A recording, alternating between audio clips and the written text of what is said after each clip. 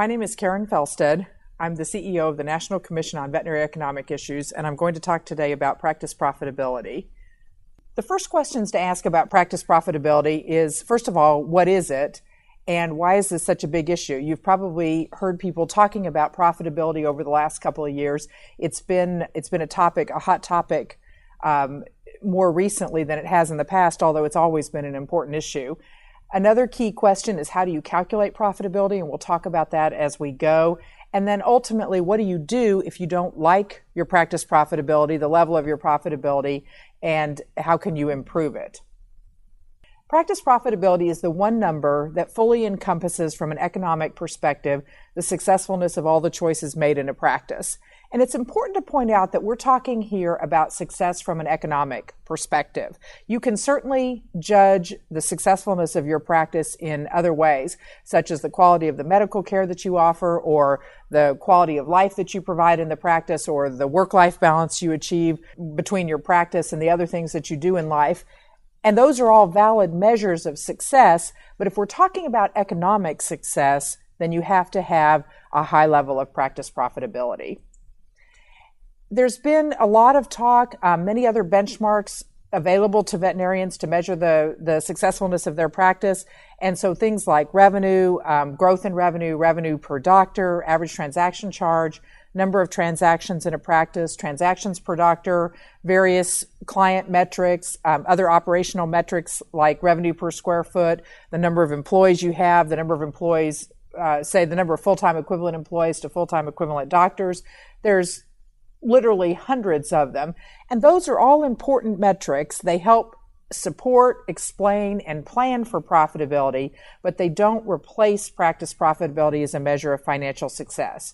You may have a very high level of, say, revenue per doctor, but if your expenses are very high as well, you may not be a profitable practice.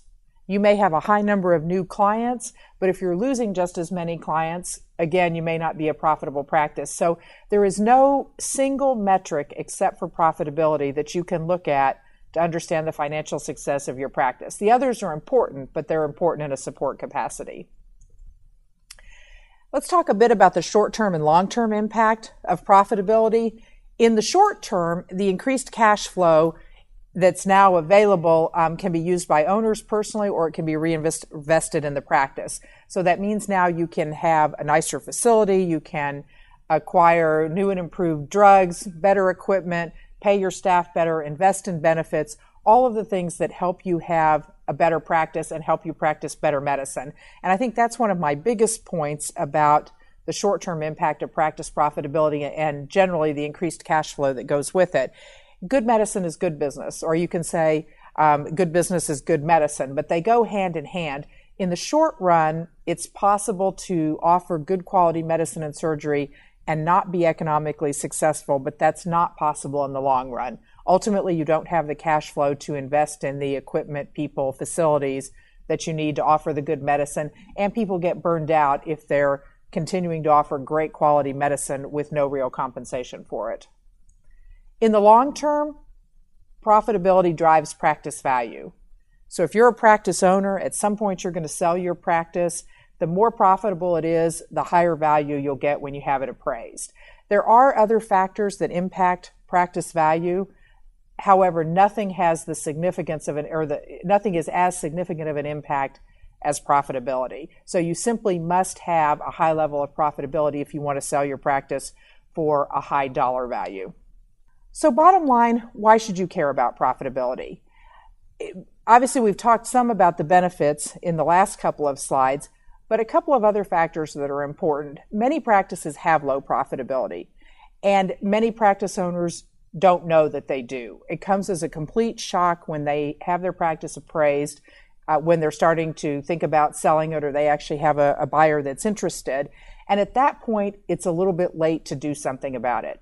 In general, profitability is a correctable, or lack of profitability is a correctable condition. There are many things that you can do to improve your profitability, and they aren't hard things in general. But you have to know about it soon enough to be able to make a change. And in general, if you're going to make a significant change in your practice before you sell it, you want to start 3 to 5 years in advance. You may have heard the term NoLo Practice. There's been more than a few articles, seminars, talking about NoLo practices in the last few years.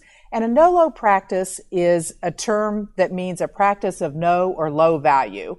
It's a trend that was identified by the Veterinary Valuation Resource Council of Vet Partners. Vet Partners is an organization composed of practice management consultants and advisors, and you may have heard about it in its former name, which was the Association of Veterinary Practice Management Consultants and Advisors. I'm a member of the VVRC and of the group that came up with this concept. Obviously, the concept of business profitability is not a new one. Businesses in all different kinds of industries and professions have been measuring it. But what is something unique that the VVRC has identified is the number of practices that have this low level of profitability and the impact it's having on practice value. Traditional NoLo practices were pretty easy to identify. They tended to be small mom and pop operations. They were in unattractive buildings. They didn't offer good quality medicine. They weren't managed well, poorly equipped. They didn't carry the latest drugs. The poor staff didn't attend continuing education. There's one in every community, at least one in every community. And generally, if you're a veterinarian in that community, you know who those are.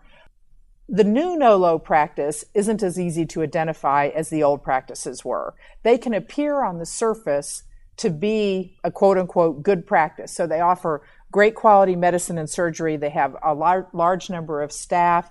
They appear to be very client service oriented. They offer great compensation and benefits and a great work culture to the people who are employed there. They have gorgeous facilities, the latest equipment, high levels of drugs and good quality drugs. They may focus on work-life balance. So again, it's a place people want to work. And the owners appear to be happy with the levels of cash flow that are coming out of the practice. But unfortunately, the factors that make these hard to identify or make these practices on the surface look as if they're profitable are the same ones that can cause a lack of profitability. If you have high numbers of staff, that's great to a point if it's helping you serve clients better and be more efficient. However, every additional staff person costs money, and if you've got too many staff, it starts to eat into your profit margin. Same goes for facilities.